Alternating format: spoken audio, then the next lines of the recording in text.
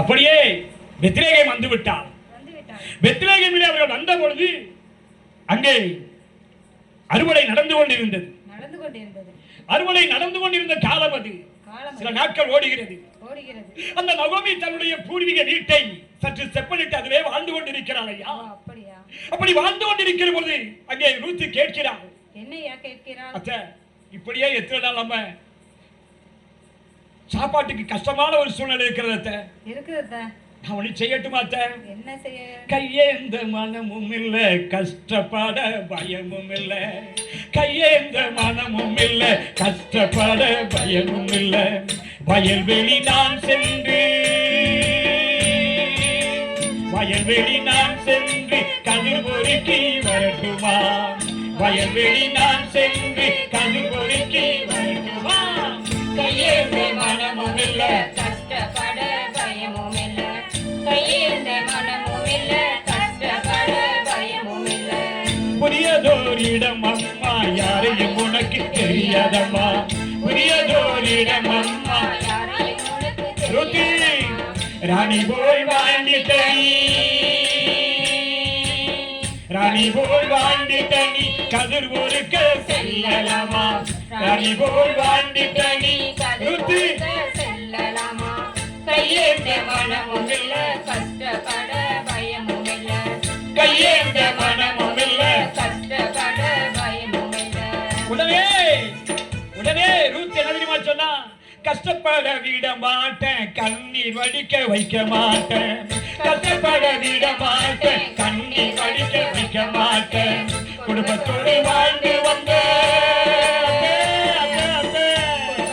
வாழ்ந்து வந்த அந்த நாட்களை நினைக்கின்றேன். குடும்பத்தோடு வாழ்ந்து வந்த அந்த நாட்களை நினைக்கின்றேன். கையேந்த மனமும் இல்ல, கஷ்டப்பட கையேந்த மனசு இல்ல, கையேந்த மனமும் இல்ல. உடனே நகோமி சொல்கிறார், போய் வா மருமகளே, பத்திரமாய் திரும்பி வா. போய் வா என் மகளே, பத்திரமாய் திரும்பி வா. ஒரு உலகம் நாளும் பேசும், ஒரு உலகம் நாளும் பேசும், எதை குறித்தும் பதறிடாத. ஒரு உலகம் நாளும் பேசும், எதை குறித்தும் பதறிடாத. கையேந்த மனமும் இல்ல, கஷ்டப்பட பயமும் இல்ல. கையேந்த மனமும் இல்ல, கஷ்டப்பட பயமும் இல்ல. அத்தை, நான் போயிட்டு இந்த அறுவடை வயலில் போய் நான் கதிர் வரைக்கும் உங்களை காப்பாற்றுவேன் அத்தை என்று சொல்லுகிறான். உடனே நகோமி பார்க்கிறாள், போய் வா மகளே, பத்திரமாய் போய் வா.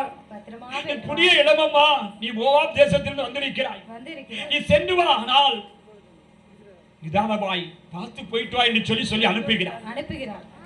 உடனே இவள் அப்படியாகவே கதிர்வருக்கும்படியாய் செல்கிறார். அங்கே அறுவடை நடந்து கொண்டிருந்த வயலிலே போய் பார்க்கிறார். எங்க ஊர் வந்து திருநெல்வேலிக்கு பக்கத்துல தாமிரபரணி ஆற்றங்கரையில இருக்கிற ஊர். நான் சின்ன பையனா இருக்கும் போது அறுப்பு நடந்துச்சுன்னா கிட்டத்தட்ட 2 மாசம் அறுப்பு நடக்கும். ரொம்ப சந்தோஷமா இருக்கும் அறுப்பு காலத்துல. அப்ப வந்து பன்னரை ஓலை வச்சு அறுத்து கட்டி அதை வந்து களத்துல கொண்டு வந்து அடிச்சு அதை புனையல் போட்டு அது சூடு தள்ளி வைக்கலாம் கொண்டு அடைக்கிற அந்த காலங்கள் ரொம்ப சந்தோஷமா இருக்கும். இப்ப வந்து அரிசி எதுல இருந்து வருது கேட்டா ஒரு காலேஜ்ல கேட்கறாங்க, சென்னையில அரிசி எதுல இருந்து வருகிறது? ஒரு பாப்பா சொல்றான், புழுங்க அரிசி இந்தியாவில் தயாரிக்கப்படுகிறது, பச்சை அரிசி வெளிநாட்டில் இறக்குமதி செய்யப்படுகிறது. ஏன்னா இப்ப அரிசி எப்படி வருதுன்னு நிறைய பேருக்கே தெரியாது, நெல்லை பத்தியே தெரியாது. எல்லாம் கிச்சடி சம்பா அந்த இது இப்படின்னு சொல்லி பொன்னி அரிசி எல்லாம் ஏகப்பட்ட அரிசி வாங்கிட்டு இருக்கோம். இன்னும் கொஞ்ச நாள் கழிச்சு கேட்பாங்க, அரிசி எப்படி இப்படி ஒவ்வொரு அரிசியா உரிச்சு எடுக்காங்க, எப்படி வருது? ஏன்னா ரைஸ் மில்லே தெரியாது. ரைஸ் மில்லே நிறைய பேர் பார்த்தது ரொம்ப நேரம் தான். ஆக இப்படிப்பட்ட காலகட்டம் அது. ஆனா அந்த நாட்களிலே இவள் அங்கே கதிர்வருக்க செல்கிறாள். ஐயா, அங்கே கதிர்வருக்க அந்த அறுவடை வயலுக்கு சென்று கொண்டிருக்கிறார். அந்த அறுவடை வயலிலே சென்று பார்க்கிற பொழுது இவள் அப்படியே போய் கொண்டிருக்கிற பொழுது அந்த வயலிலே கண்காணியா இருக்கிறவனும் அந்த அறுவடை அறுக்கிற ஜனங்களும் பார்த்து கொண்டிருக்கிறார்கள். என்ன தெரியுமா நினைத்தார்கள்? ஓ, அங்கே பாருங்கள், இந்த நகோமியுடைய மருமகள் நல்ல பொண்ணுமா, நல்ல பொண்ணு பாரு. ஐயோ பாவம், இளம் வயதிலேயே கணவனை அவள் பறிகொடுத்து விட்டாள். ஆனாலும் கூட தன் அத்தையை காப்பாற்றுவதற்காக அத்தையோடு வந்திருக்கிறாள் என்று சொல்லிக் கொண்டிருந்தார். அங்கே அவள் அப்படியாக அவள் கதிர்வரிக்கு கொண்டிருந்த வயல், அந்த கதிர்வரிக்கு கொண்டிருந்த நேரத்திலே அங்கே ஒரு மனிதன் வருகிறான். ஐயா, அந்த வயலுடைய உரிமையாளன், அவன் பெயர் என்ன தெரியுமா? குணசாலியாம் போவாசும் வயல்வெளிக்கு வந்தாரேன், அறுப்பறுக்கும் ஜனங்களிடம் யார் இந்த பெண்மணி என்றாலே குணசாலியாம் போவாசும்